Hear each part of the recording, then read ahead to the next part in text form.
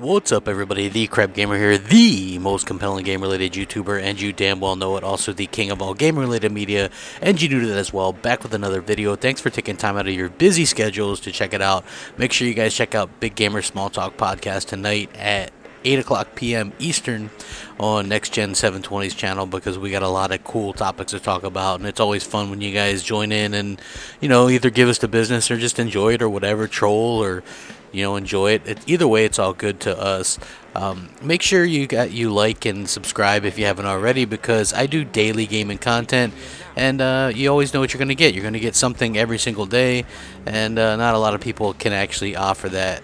On to today's topic, and that is, we've been hearing a lot about these things, PlayStation 4.5, Xbox 1.5, all these different things and scenarios that are going through people's heads, and for whatever reasons, and pretty much everybody knows where I stand. Like, I personally don't care if we get options for this.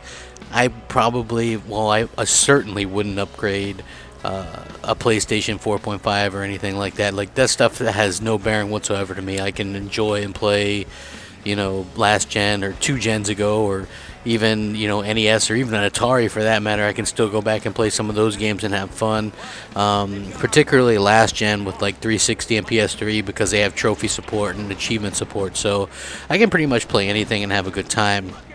But Phil Spencer came out and said he's not a big fan of the Xbox One and a half.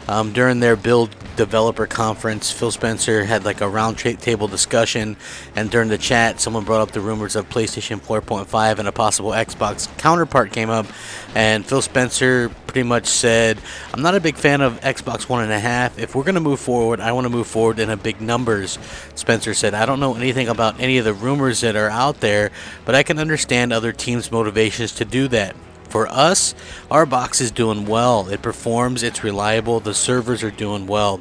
If we're going to go forward with anything, like I said, I want it to be really substantial change for people and upgrade." Basically, what he's saying, in my opinion, would be Microsoft wants to do, a really big change with the next Xbox. So I would assume that, because what I got out of his in February when he did that whole thing about upgrades, and people were like, "Oh, modular Xbox," and I'm like, how did you get modular Xbox out of what he said? To me, it sounded like he wanted shorter cycles. Go back to the old way of 5-year cycles, which is how it used to be back in the day, and I'm totally okay with that.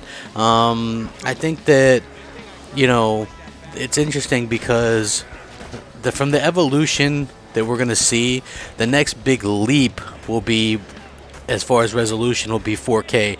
There's not really anything in between that. You go 1080p to 4K. Right now, 4K saturation in homes is 8 to 10%. That's it. That's not a very big market. It's still very expensive to get 4K gaming.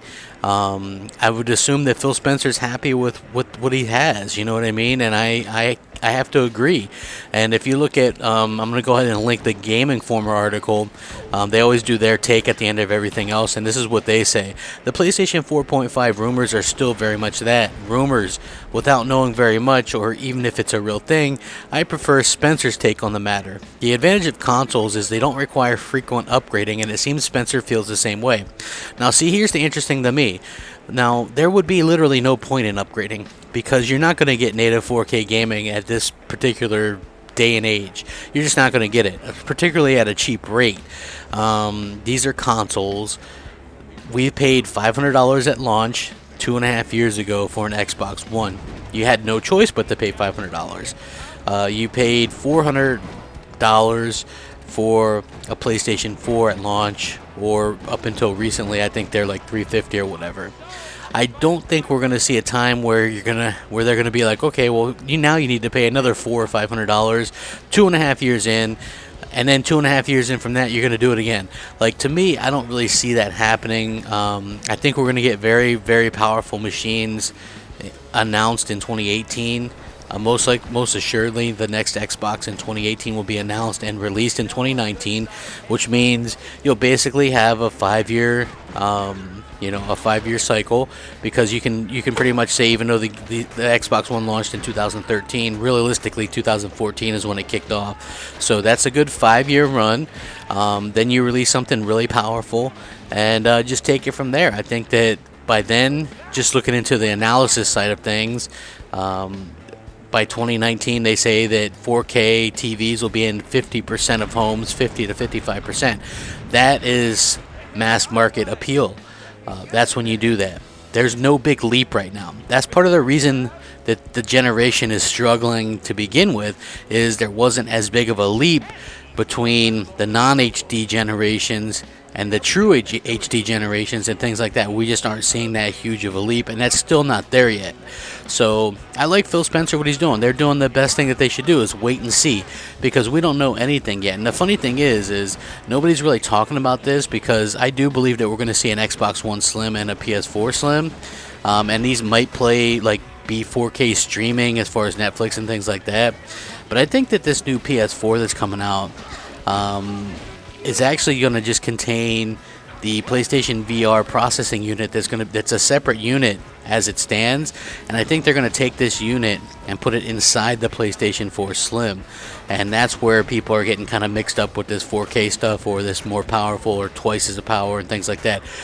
All the games are still going to be the same. It's there to make VR easier. Sony's taken a very big interest in VR, spending a lot of focus and time in VR, and so that's what this is going to be there for. So everybody's just really jumping the gun, and it's interesting, and I'm glad Phil kind of came out and did this, you know what I mean? Everybody can just get back to enjoying their games, having a good time, not worrying about this crap. In a few years, we're going to be able to have a kick-ass console that's going to be probably the most powerful console ever created. And then the narrative will change, of course. It won't be about power.